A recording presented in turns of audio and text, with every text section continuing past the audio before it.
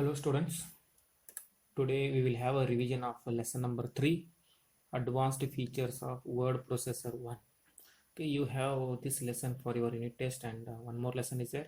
That is lesson number 4, Advanced Features of Word Processor 2. So that we will see in a different video, and today I will revise this lesson number 3. So first of all, we will see the brain developer. Okay, so brain developer. So in that question number A, fill in the blanks. The first question, the default margins are set at dash from top, bottom, left and right edge of the page. So answer is 1 inch. Okay, so that answers are given in this hint box. So answer is 1 inch.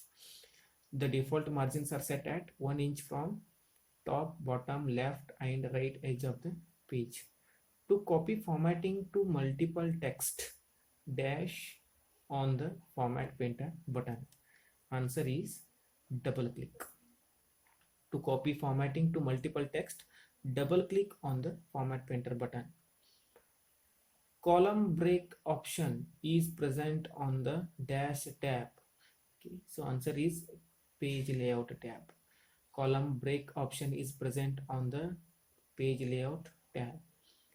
Dash refers to the amount of blank space between the edge of the page and the document text. Answer is margins. Margins refer to the amount of blank space between the edge of the page and the document text.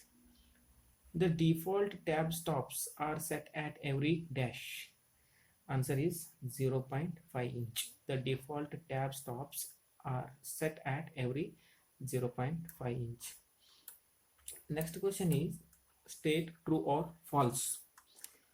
Indentation determines the amount of spacing above or below a paragraph. Answer is false. So this statement is false. Tab key is used to move the cursor at certain spaces in a document. This statement is true. Okay, tab key is used to move the cursor at a certain spaces in a document. Statement is true. The page break option splits the document into 2 or more columns. Answer is false. This statement is false. The page break option splits the document into 2 or more columns. It is false. Landscape is the default paper orientation in Word 2010. It is false. Landscape is the default paper orientation in Word 2010 is false.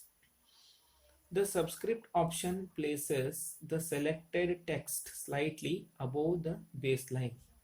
It is false.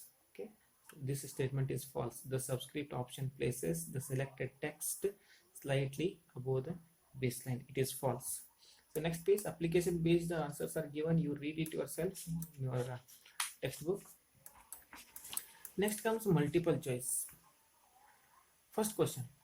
The dash option places the selected text slightly above the baseline. Answer is superscript. The superscript option places the selected text slightly above the baseline. Dash option divides a document in 2 or more columns. Okay, answer is columns. Option B.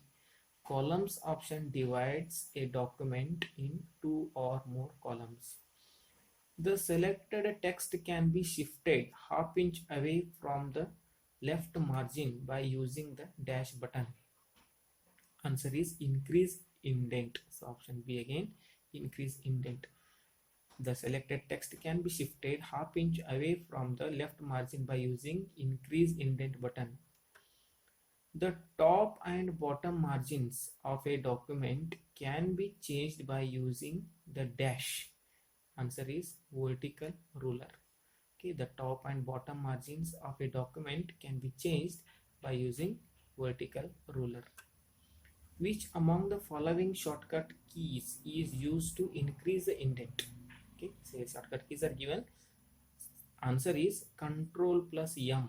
Okay, CTRL means control. Control plus M is used to increase the indent. Okay, I hope you have got these answers, and if you have any questions, any doubts, ask me. Thank you for watching.